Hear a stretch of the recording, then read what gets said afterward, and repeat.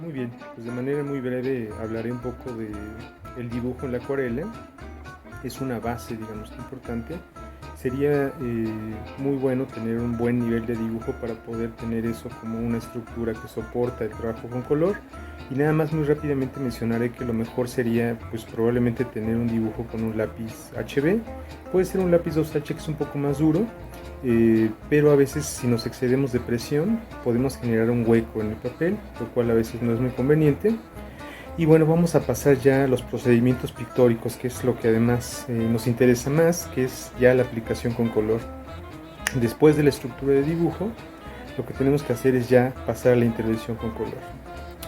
Y hablaremos del procedimiento al que denominamos húmedo sobre húmedo. Como su nombre lo dice, este procedimiento tiene que ver con aplicar el color muy húmedo sobre la superficie del papel, nuestro soporte, que también tendría que estar húmedo. En este caso, lo primero que tenemos que hacer es, como ya lo mencioné anteriormente, tener una estructura de dibujo. Probablemente no lo dije de manera muy clara, pero esta estructura de dibujo, sobre todo en ciertos casos, lo que nos permite es tener la claridad de dónde vamos a poner qué colores, ¿sí? Nosotros lo que hacemos con esa estructura de dibujo es tener una escala de valores y de colores, con lo cual tenemos ya delimitadas áreas de trabajo. En el caso de el húmedo sobre húmedo, mucho del color lo tenemos que hacer mezclando ya directamente sobre la superficie del papel. Realmente las mezclas se van a hacer a partir de el color que se dispersa con cierta libertad gracias a que está humedecido nuestro soporte, y lo que tenemos que hacer es ir cuidando esa dispersión del color, que en el caso de húmedo sobre húmedo puede ser a veces algo que pueda salir de control, ¿no? Pero eso es como entre comillas, porque parte de la riqueza o el encanto de este procedimiento es justo que no tenemos control total, ¿no? Que el agua nos propone, y esta dispersión del color hace efectos muy propios de la acuarela. Entonces se trata también de explotar pues esta riqueza y esta posibilidad. Entonces, como estamos viendo aquí ya en el video, lo que tenemos que hacer es humedecer de manera previa el papel. Depende del tipo de papel que usemos. A veces hay papeles que son un poco más absorbentes. Esto se debe al encolado. Hay papeles que no están suficientemente encolados y entonces hace que sean excesivamente receptivos a la humedad. Entonces, en ese caso, pues tenemos que tener mucho cuidado, porque también a veces digamos que la humedad rebasa los límites de lo que nosotros humedecemos. En ese sentido, nosotros tendríamos que pues usar un papel en el que confiemos, ¿no? Digo, en relación al papel, yo la invitación que hago es a que prueben distintos tipos de papeles y vean qué tipo de papel es el que más se ajusta a su manera de trabajar, a su manera de intervenir el color. En resumen, lo que tenemos que hacer es experimentar, probar y ver también qué cosa nos va funcionando. Yo normalmente uso papeles de 300 gramos y pues la verdad es que uso Arches, que es un papel muy confiable, el cual tiene un grado de encolado pues perfecto, ¿no? Que permite tener un control, poder tener efectos, pero confiar en que el agua, en este caso, trabajando con mucha humedad, se va a limitar a donde nosotros la ponemos, ¿no? Bueno, entonces lo primero que vamos a hacer es humedecer de manera general y siguiendo el principio básico y la regla máxima de la acuarela, que es conservar la luminosidad del fondo, y esto lo vemos en su grado probablemente más extremo, que es los blancos, los brillos así muy contundentes. Si queremos conservar ese tipo de brillos, lo que hacemos es no mojar el papel en esas partes. Entonces aquí yo estoy preparando un poco de color, hago ciertas mezclas en paleta. Empezamos generalmente también con la lógica de la acuarela, que es de acumulación progresiva de color, pero en la cual seguimos el principio de ir del color más claro al más oscuro. Entonces miren, aquí humedezco por segunda ocasión el papel, y esto digamos que me permite tener la superficie humedecida de manera homogénea. Cuando ya humedecimos de manera previa, al poner agua por segunda vez, digamos que el agua ya reconoce el camino trazado y se dispersa de manera más homogénea. Ya hecho esto, nosotros podemos empezar a distribuir el color. En esta parte es donde tenemos que empezar a cuidar qué sucede con este color. Como lo dije, no tenemos un control absoluto, pero la idea también es de que se establezca un diálogo y que pues no perdamos tampoco del todo el control, ¿no? Nosotros proponemos, sugerimos, dialogamos con nuestro material y vamos poniendo el color. Un color que, como lo mencioné, es primero muy claro. Gracias a esta humedad previa que se generó en todo el papel, el color se dispersa de manera muy atmosférica. Cuando digo atmosférico me refiero a muy suave y muy general, ¿no?, sobre un área que ya está previamente humedecida. Nosotros aquí podemos empezar a trabajar en aras de una construcción formal. En este caso, si yo busco una intensidad local que genere la intención de volumen, de generar la sensación de volumen, la sensación visual de volumen, pues tengo que ir acentuando digamos que más cantidad de color para generar, diferenciar las cantidades de color. En alguna parte yo concentraré más para generar esta idea de mayor peso visual, y en otras partes, digamos que ayudado del agua, yo conservaré este primer color previo, que es muy tenue, que es muy suave. En la medida en la que yo voy trabajando, ustedes lo van a ir notando cuando hagan este tipo de ejercicios, nosotros tenemos esa posibilidad de ir progresivamente avanzando. ¿A qué me refiero con esto? A que hacemos un primer planteamiento, y ese primer planteamiento va a ser una base luminosa de color.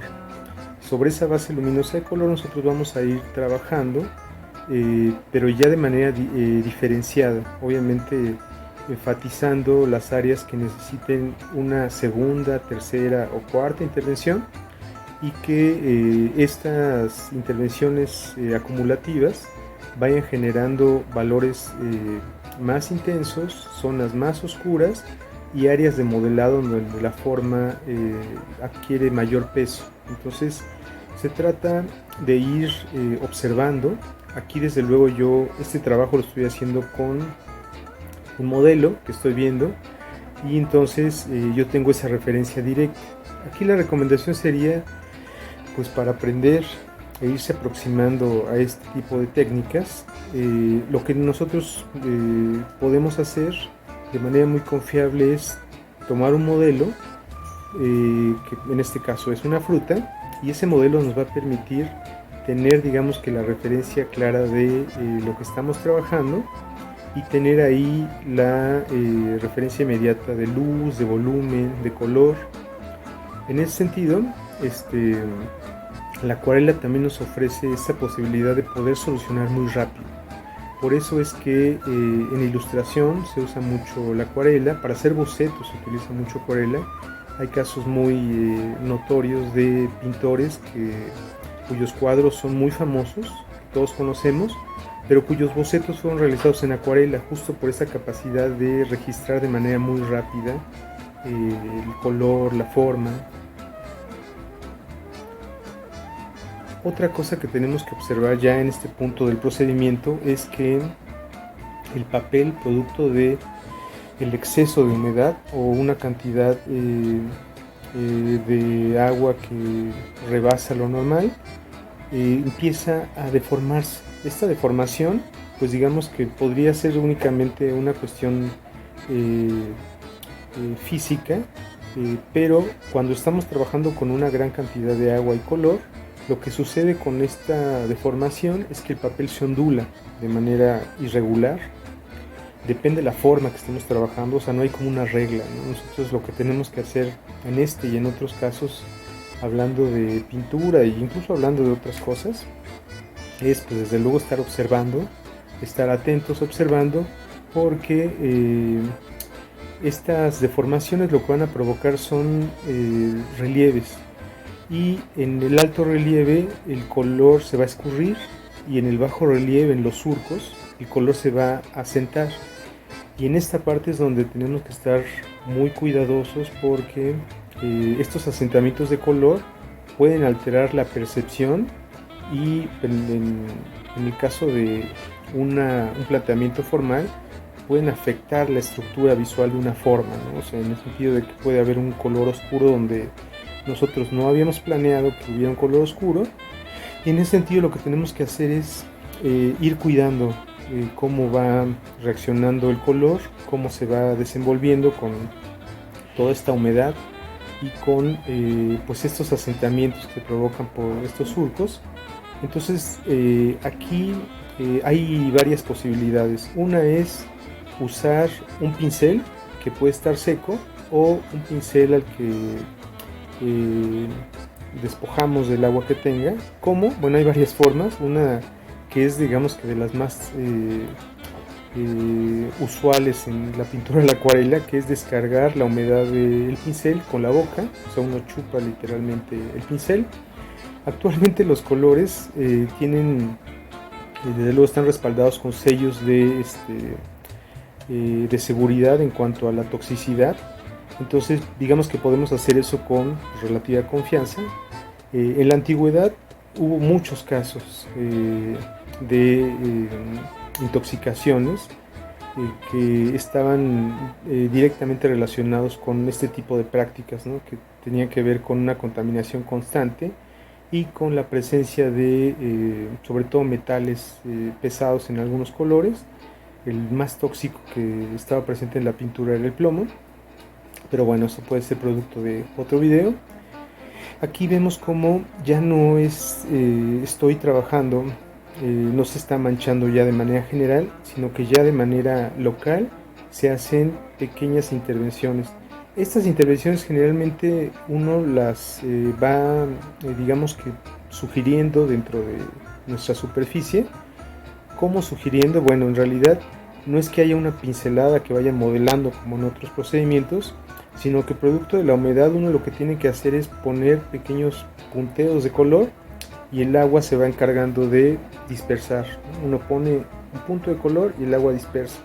Entonces uno tiene que estar muy atento de dónde aplica eso, y como lo ven aquí en el video, uno tiene que estar pendiente probablemente con, como en este caso, un papel o una esponja para estar descargando descargando de color cuando uno se excedió o cuando uno quiere rescatar también un poco de luz, o en el caso también que ya mencioné, cuando hay estos asentamientos o estos surcos, uno usa este tipo de recurso de absorber con un papel o una esponja. Ya había mencionado en el video anterior el uso de la esponja, o tal vez no recuerdo la verdad, pero bueno, conviene tener una esponja a la mano que es un auxiliar justo para esto, para absorber humedad, para generar texturas. Pero si no tiene una esponja no importa, la verdad es que se puede usar un papel, una servilleta, un papel higiénico, y ir absorbiendo rápidamente. En el caso del uso de papel, conviene ir cambiando el papel o girándolo, porque si estamos nosotros recogiendo color y el papel se queda impregnado de ese color, pues lo que sucede a veces es que nosotros podemos, en vez de quitar el color, podemos ponerlo. Entonces pues hay que tener mucho cuidado con eso para no poner cantidades excesivas de color donde se supone que deberíamos quitarles, ¿no? Otra cuestión es que obviamente la humedad va trabajando en el papel y va trabajando digamos que también con el entorno. Esto quiere decir que el papel se humedeció de manera previa, pero esta humedad se va compenetrando en el papel. El papel es un laminado que va también pues, generando absorbencia de manera general, y entonces la parte que humedecimos de manera previa se va secando. Si queremos que se conserve este efecto de dispersión atmosférica del color producto de este procedimiento de húmedo sobre húmedo, pues lo que tenemos que hacer es volver a humedecer las veces que sea necesario. Y aquí es donde se va a hacer pues indispensable el que tengamos pues más de un pincel para poder hacer estas humectaciones posteriores. Las humectaciones posteriores tendrían que ser con un pincel que nos permita hacerlo con mucha suavidad, ¿no? ¿A qué me refiero con esto? A que si yo ya tengo un área trabajada con color de manera previa, el área está húmeda, está sensible. Si yo, por ejemplo, trabajo esto posterior con un pincel de cerda, voy a remover el color y pues va a generar cosas indeseables. Entonces yo puedo volver a aplicar humedad sobre esa área que está fresca, siempre y cuando lo haga de primera intención, que le dé una pasada y con un pincel suave que lo que hace es depositar como una caricia el agua, y una vez rehumedecida yo puedo seguir trabajando generando esta digamos conservando más bien el efecto de húmedo sobre húmedo, que es esta dispersión atmosférica del color. Puede ser también que ya en la segunda intervención, en este caso estoy humedeciendo, digamos que toda el área de trabajo, únicamente dejo sin mojar las áreas de brillo, pero puede ser que yo vaya focalizando puntos en los que quiero poner un énfasis de color. Entonces, si yo quiero que un área determinada tenga, por ejemplo, un rojo, en el cual ese rojo no se extiende a toda la forma, pues entonces yo humedezco de manera local esa forma. A lo mejor me voy un poco más hacia afuera para que la mancha no quede tan limitada, tan restringida, y entonces yo hago esas aplicaciones más locales, no tan generales. Y ya en este punto nosotros obviamente debemos de tener en cuenta que todo el trabajo es acumulativo. Quiere decir que si yo empiezo con un verde muy suave, ese verde se va a registrar en la primera intervención de manera muy sutil, debido a que como es la primera intervención y el papel va a jalar parte de ese color pierde mucha intensidad.